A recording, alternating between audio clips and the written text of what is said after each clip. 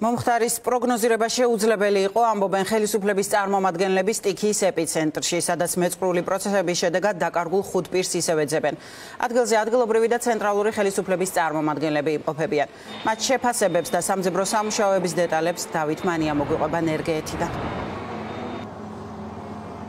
დიახსაფა როგორც უთხარი უკვე შენ მაყურებელს ხელისუფლების წარმომადგენლები უკვე იყვნენ ადგილზე, გაესწნენ ადგილზე არსებულ ვითარებას, თუმცა იმ დასკვნის პარალელურად, რომელიც ახლა ნახა და მოისმინა ფორმულას მაყურებელმა პირდაპირ ეთერში, ისინი კამერებთან საუბრისას ამბობენ, რომ ამ სტიქიური უბედურების წინასწარმეტყველება ფაქტობრივად შეუძლებელი იყო, როგორც ჩანს, ისინი მხოლოდ ადგილობრივი მაცხოვრებლების სიტყვებზე დაყრდნობით ამბობენ ამას და საერთოდ არ იცნობდნენ ამ სადაც საფრთხეებზე და რისკზე არის საუბარი და სადაც მკაფიოდ არის აღნიშნული კონკრეტულად ეს სოფელიც ნერგეეთიც, რომელიც სტიქიის ეპიცენტრი არის. ახლა პირველ რიგში გთავაზობთ მთავრობის წევრების კომენტარებს სტიქიური უბედურების ზონიდან.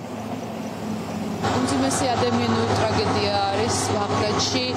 რა თქმა უნდა, არ შეიძლება არ დავინახოთ, რომ ყველა სტრუქტურა, ვინც ჩართული არის, მაქსიმუმს აკეთებს, რომ ადამიანები, რომელიც ემსხვერპლა და რომელიც გვინდა რომ ვიპოვოთ, იქნეს დროულად აღმოჩენილი.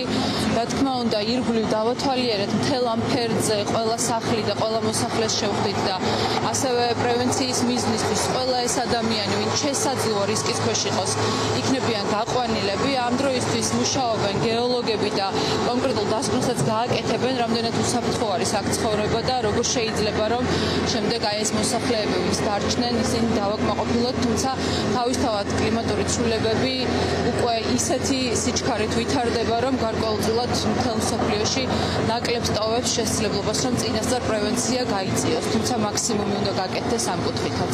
ყველა ტიპის ტექნიკა არის მობილიზებული. ასევე რეზერვში გვაქვს საკმაოდ ბევრი ტექნიკა, როგორც კი ამის საჭიროება დადგება, სრულად ჩაერთვებიან. თუმცა ამჟამისთვის არაფერს ხელს არ უშლის, რომ ემუშავა. ვეძებთ როგორც ალბათ უკვე იცით 5 დაკარგულს, 1 დაზიანებულია, 4 გარდაცვლილია. ვიდრე სამუშაოები საჭირო იქნება, ვიდრე არ იქნება ნაპოვნი და ვიდრე საერთოდ ეს ტერიტორია უსაფრთხო არ იქნება, ტექნიკა ემუშავებს ბოლომდე. გეოლოგებს დაწყებულია კვლევები, მთლიანად გამოიკვლევენ არა მარტო ამ ფერს, მთლიანად ამიდამოებს. ამდენხან შენიშვნა არ ყოფილა, რომ აქ ყოფილიყოს რამე მეწყრული საშიში ზონა და ეს უბედურება მოხდა სრულად 20 წამში დამთავრდა ყველაფერი როგორც მოსახლეობა აღიჩინა. ისეთი ძალიან დიდი ხვა ჰქონდა, გამოვიდა მიაღვარი და იცხედავთ აგერ რომ მდინარის მეორე ნაპირზე გადაიტანა, მდინარე ჩახერგა და შემდეგ რამოდენიმე წუთში თვითონ წყალმა გაანგრია მდინარის კალაპოტი და ამოწურა. ძალიან დიდი ტრაგედია და დატრიალდა 5 ადამიანი ნაპოვნია, 1 ცოცხალი და 4 გარდაცვლილი და სამაშველოები ეძებენ. დარწმუნებული ვარ, ყველაფერს გააკეთებენ იმისათვის, რათა მოძებნილი იყოს ადამიანები. მელია გამოხატვა ის მძიმე დრამატიზმი მთლიანად ამ მდგომარეობის, სადაც ხალხს ეძებენ.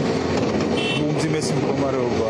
მთავარი რაც არის ეხლა და რაც არის ჩამოსვლის მთავარი ამოცანა, ეგ არის რომ გაირკვეს რომ ყველაფერი აბსოლუტურად რაც აუცილებელია იმისთვის რომ სამძებრო სამუშაოები ერთის მხრივ ან ადამიანების საჭიროება, მომავალი თქვა თუ არის რაიმე რისკი ამის განსაზღვრა და შესაბამისად ადამიანების დაცვა არის და ყველაფერი კეთდება. აი უკლებრივ ყველაფერი კეთდება, გავეცანით ადგილზე ველაპარაკეთ ხალხს. ყველა მიმართულებით, აი რაც კი საჭიროება იქნება, ბუნებრივია გაკეთდება, რომ რაც შეიძლება სწრაფი იყოს რეაგირება.